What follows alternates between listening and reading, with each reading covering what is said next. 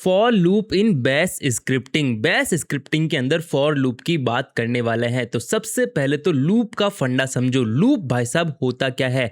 मान लीजिए कोई एक बंदा है जिसने क्या कर ली है, भांग की गोली जो है कंज्यूम कर ली है। अब भांग की गोली जो होती है ना, उसके बारे में खास बात क्या है, वो आपको जो है लूप में फंसा देती है, आपके दिमाग को लूप में फंसा देती है। एक चीज आपने सोची, वापस से आप वही चीज सोचोगे, उसके बाद में वापस से वही चीज सोचोगे। यानी कि अगर आप हंसते रहोगे तो हंसते ही रहोगे, रोते रहोगे तो रोते ही रहोगे। अगर मान लो मैं आपको बोलूं कि 1 2 3 4 5 इतनी गिनती 1 से लेके 5 तक की गिनती 5 बार करनी है, यानी कि अपने को लूप कितनी बार चलाना है, 5 बार लूप चलाना है। 1 2 3 4 5 1 2 3 4 5 1 2 3 4 5 ऐसे करके 5 बार हमें गिनती बोलनी है। तो ये क्या होता है, ये लूप का फंडा होता है। अब हम बात करेंगे क्या, अब लूप्स में कौन कौन से लूप्स आते हैं उनकी बात करने वाले हैं। सबसे पहले for loop in bash scripting. तो सबसे पहले what is a for loop. Concept क्या कह रहा है, a loop allows you to run a block of code repetitively. यानी कि लूप हमें क्या अलाउ करेगा, एक ब्लॉक है कोड का, उसको रिपीटेटिवली अलाउ करेगा चलाने के लिए।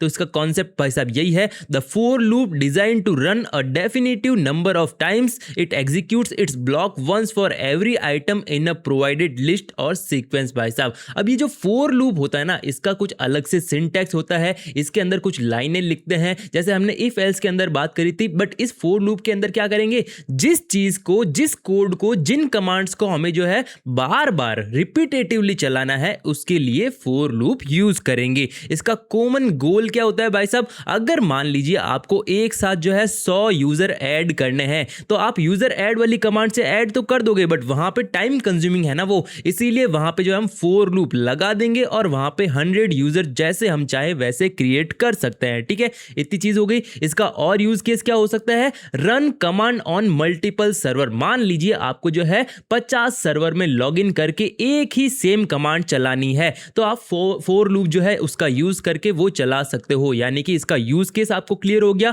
फॉर लूप क्या होता है। अब भाई साहब देखते हैं कि भाई साहब इसका बेसिक सिंटैक्स, यानी कि इसको लिखते कैसे हैं। A for loop requires opening and closing statement similar to an if fi block. यानी कि हमने इफ ब्लॉक पढ़ा था, उसके अंदर इसको क्लोज करने के लिए क्या क्या लिख रहे थे, fi लिख रहे थे।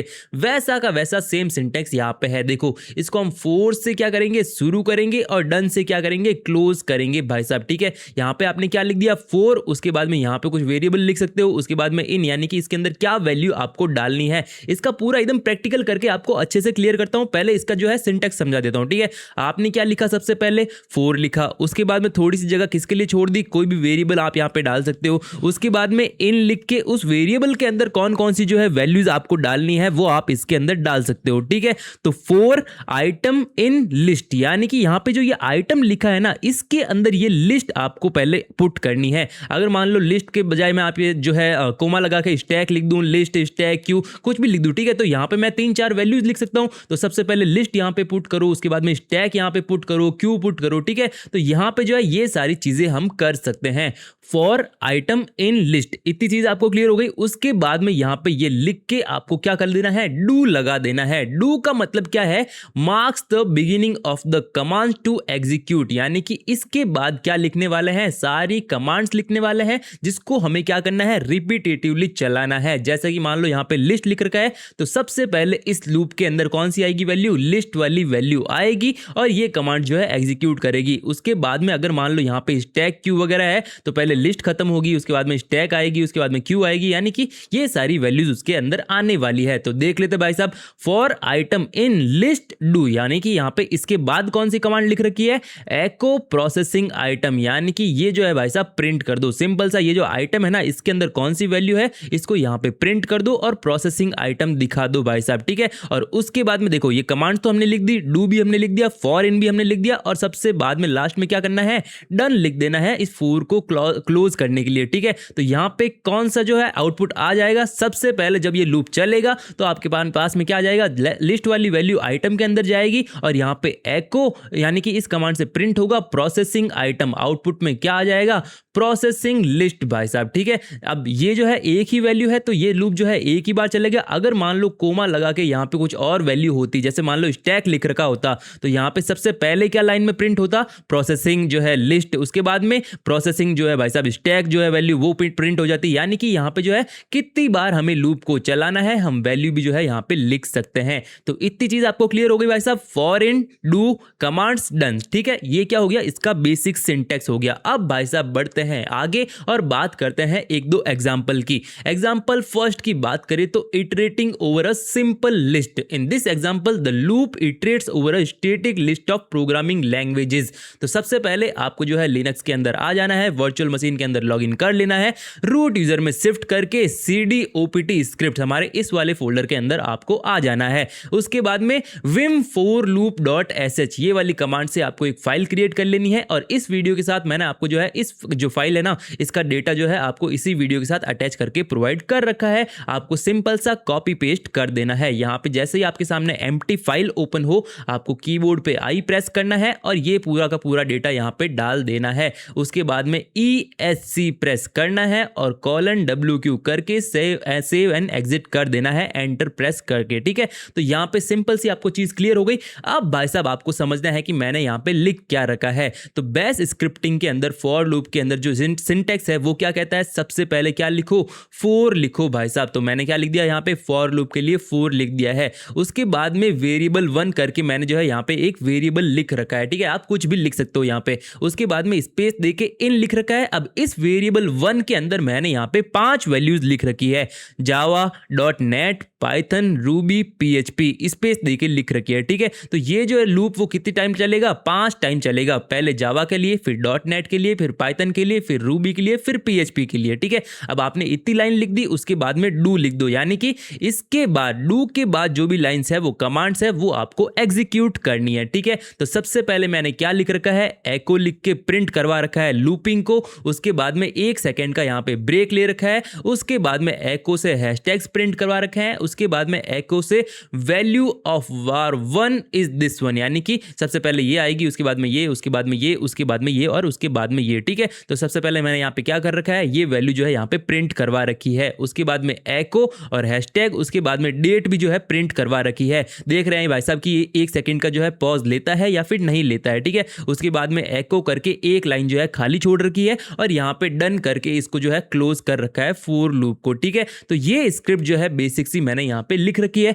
अब आपको सिंपल सा इसको जो है मतलब कि सेव एंड एग्जिट कर लेना है, :WQ करके, और सिंपल सा आपको क्या कर लेना है, परमिशंस चेंज कर देनी है, chmod+x forloop.sh, और यहाँ पे इसको एग्जीक्यूट करने के लिए आपको क्या करना पड़ेगा, ./forloop.sh। जैसे ये कमांड चलाओगे, ये कमांड ये जो स्क्रिप्ट है ना वो एग्जीक्यूट होना शुरू हो जाएगी। तो एग्जीक्यूट होके हमारे पास क्या रिजल्ट आया, जैसे ही हमने ये कमांड चलाई ./forloop.sh, तो हमारे सामने क्या हुआ, हमने क्या बोला था कि 5 बार रन होगा ये लूप। तो सबसे पहले कौन सी वैल्यू थी, जावा वाली वैल्यू थी, उसके बाद में .NET वाली वैल्यू थी, उसके बाद में पाइथन वाली वैल्यू थी, रूबी वाली और PHP वाली वैल्यू थी। हमारे पास 5 बार जो है ये लूप चल चुका है। यहाँ पे थोड़ा सा कुछ जो है प्रिंटिंग में एरर आ चुका है, तो यहाँ पे जो है जावा प्रिंट हुआ था बट यहाँ पे आपको शो नहीं हो रहा है। ठीक है, looping looping looping looping looping, यानी कि मैंने क्या बोला था, 5 टाइम जो है ये लूप चलेगा। और सबसे पहले जावा के लिए, उसके बाद में .NET के लिए, उसके बाद में पाइथन के लिए, रूबी के लिए और PHP के लिए। ठीक है,